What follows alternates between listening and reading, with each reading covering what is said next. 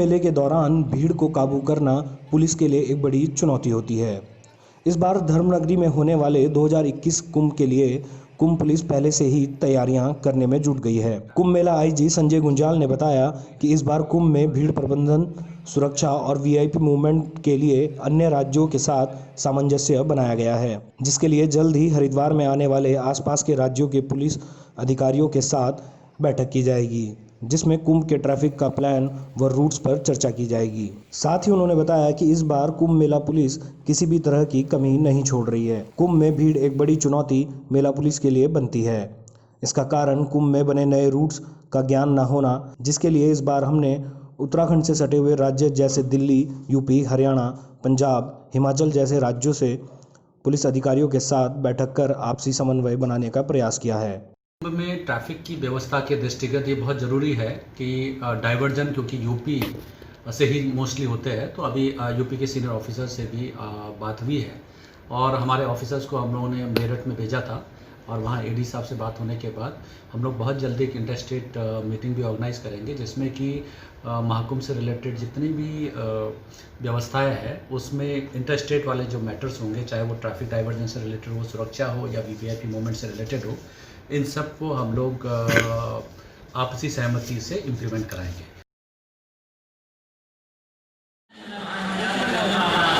नए साल की शुरुआत में हरिद्वार नगर निगम ने कर्मचारियों को बड़ा तोहफा दिया है। नगर आयुक्त जयसिंह भारत ने 3 मृतक आश्रितों को ज्वाइनिंग लेटर सौंपा। साल की शुरुआत में नौकरी पाने वाले तीनों कर्मचारी बेहद खुश हैं। इस मौके पर नगर आयुक्त जयसिंह भारत ने कहा कि साल की शुरुआत में उन्होंने 3 मृतक आश्रितों को ज्वाइनिंग लेटर सौंपा है, जिसमें 2 कर्मचारी पर्यावरण मित्र के पद पर नियुक्ति की गई, जबकि 1 कर्मचारी को नगर निगम द्वारा संचालित भल्ला इंटर कॉलेज में लिपिक की नौकरी दी गई। जयसिंह भारत ने कर्मचारियों को नियुक्ति पत्र देते हुए कहा कि साल की शुरुआत में पत्र देने का फैसला इसलिए किया गया जिससे कर्मचारियों की साल की शुरुआत अच्छी हो सके और उनके चेहरे पर खुशी आ सके। हमारे यहाँ मृतक आश्रित में नियुक्ति दी जानी थी, तो 3 लोग हैं, जिसमें 2 पर्यावरण मित्र हैं और एक नगर निगम द्वारा संचालित पन्नालाल भल्ला इंटर कॉलेज है। एक वहाँ पे एक लिपिक थे, उनके स्थान पर नियुक्ति दी गई है। तो आप जानते हैं कि यह नए साल का पहला दिन है और अगर किसी को साल के पहले दिन ही नियुक्ति पत्र मिल जाए तो एक अलग खुशी होती है।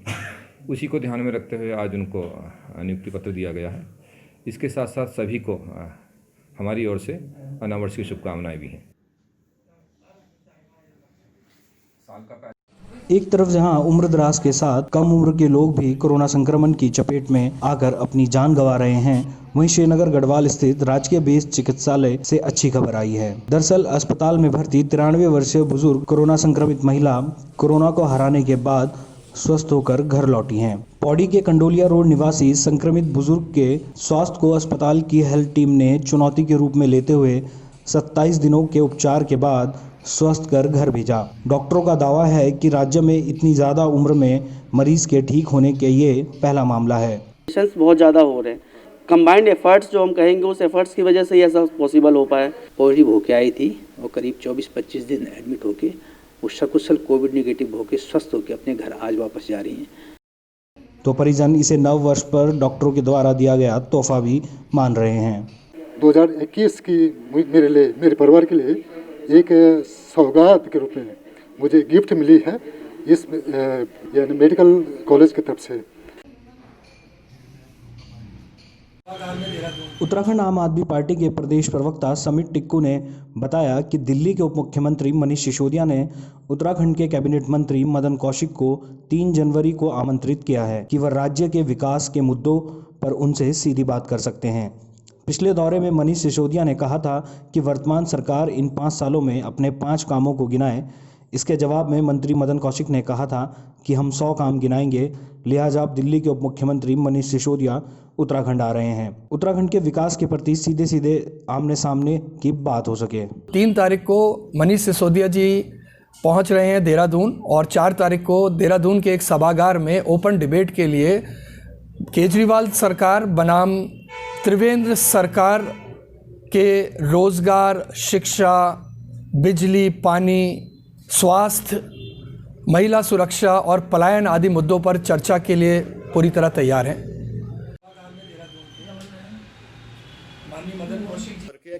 नए साल की शुरुआत में भाजपा संगठन ने भी नई रणनीति बनाना शुरू कर दिया है। चुनावी वर्ष होने के नाते नए समीकरणों के तहत पार्टी प्रदेश भर में अपनी कार्य योजना शुरू करने जा रही है। आगामी 3 जनवरी से 10 जनवरी तक भाजपा संगठन पूरे प्रदेश के शक्ति केंद्रों में कार्यशाला आयोजित करेगी और उसके बाद बूथ स्तर पर पन्ना प्रमुख के रूप में अपने कार्यकर्ताओं को चुना जाएगा। ऐसे में कहा जा सकता है कि बीजेपी अब चुनावी मोड में आ चुकी है और बूथ स्तर तक अपनी रणनीति तैयार कर आगामी लक्ष्य पर कार्य निर्धारण कर चुकी है। भारतीय जनता पार्टी हमेशा सक्रिय रहने वाली पार्टी है और इस वर्ष हमने वर्ष के प्रारंभ में ही कल 3 जनवरी से लेकर 10 जनवरी तक पूरे उत्तराखंड में हमारे जो शक्ति केंद्र हैं उन शक्ति केंद्रों की कार्यशालाएं आयोजित की हैं, जहां हम वहां के पन्ना प्रमुख, हर बूथ के पन्ना प्रमुख बनाने और उसके आगे के संगठन को विस्तार देने के लिए हम लोग काम करने वाले हैं।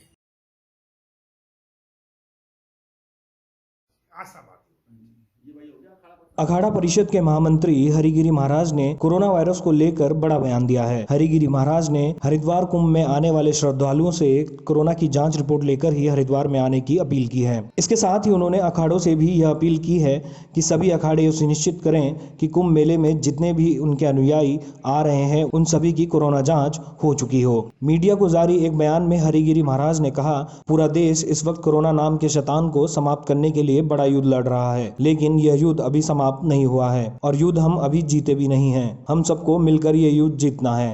उन्होंने श्रद्धालुओं से अपील की, हरिद्वार कुंभ मेले में जितने भी श्रद्धालु आना चाहते हैं वो अपने अपने शहर, गांव या जिलों से कोरोना की जांच की रिपोर्ट लेकर आएं और रिपोर्ट अखाड़ों को सौंपें और अखाड़े वाले भी यह सूचनाएं स्वास्थ्य विभाग और प्रशासन के साथ साझा करें। ये शैतान को एक समाप्त करने को युद्ध चल रहा है, मगर युद्ध चल रहा है, युद्ध को समाप्त मत समझे। इसलिए युद्ध को लड़ते रहने काम है। इसलिए आपको अपनी जांच भी कराना है, जांच से भयभीत नहीं होना है, निर्भय होकर जांच कराइए। आप स्वस्थ थे, स्वस्थ हैं, स्वस्थ रहेंगे, इसलिए जांच कराते रहिए। और जो भी कुछ मेला में आने वाले लोग हैं वो अपने अपने ब्लॉकों से अपने अपने गाँव में पहले जांच कराएं और जांच कराने के बाद कोरोना का रिपोर्ट जो है आपको उन अखाड़ों को देना है। अखाड़े वाले चौकी को दें, स्वास्थ्य को दें, प्रशासन को दें कि ये जो लोग आ रहे हैं सबकी कोरोना जांच हुआ है। ये नहीं कि हमारे बयान से मतलब वो धर्मनगरी हरिद्वार में प्रेम भक्ति गौ सेवा ट्रस्ट द्वारा हर की पैड़ी क्षेत्र पर नए साल पर निःशुल्क श्रीमद् भगवद गीता वितरण समारोह आयोजित किया गया। समारोह के आयोजक पी चंद्रसागर ने बताया कि संस्था द्वारा समय समय पर सामाजिक कार्यक्रम आयोजित किए जाते हैं। जी, नववर्ष 2021 के शुभागमन के साथ साथ बीते वर्ष जो कुछ भी हुआ उसके परिमार्जन के लिए, पूरे संपूर्ण विश्व में सुख शांति के लिए आज हम प्रेमा भक्ति गोसेवा ट्रस्ट की ओर से श्रीमद् भगवद गीता का वितरण करने आए हैं। 108 भगवद गीता यहाँ के दर्शनार्थी जो श्रद्धालु हैं स्वेच्छा से पढ़ना चाहें वो इसे प्राप्त कर सकता है। और मुझे लगता है भगवान श्री कृष्ण की दिव्य वाणी और उनका दिव्य नाम ही संपूर्ण विश्व को इस कोरोना महाकाल से बचा सकता है। पिछला साल लोगों के लिए काफी दुखदायी रहा है। कोरोना महामारी के कारण लोगों ने बहुत सी परेशानियां झेली हैं। लोगों के व्यवसाय, नौकरियां अब समाप्त हो चुकी हैं। इस वर्ष लोगों के साथ सब अच्छा हो, इसके लिए संस्था द्वारा निःशुल्क श्रीमद् भगवद गीता का वितरण किया जा रहा है। संस्था द्वारा कोरोना काल में लॉकडाउन के दौरान भी जनहित के कार्य किए गए।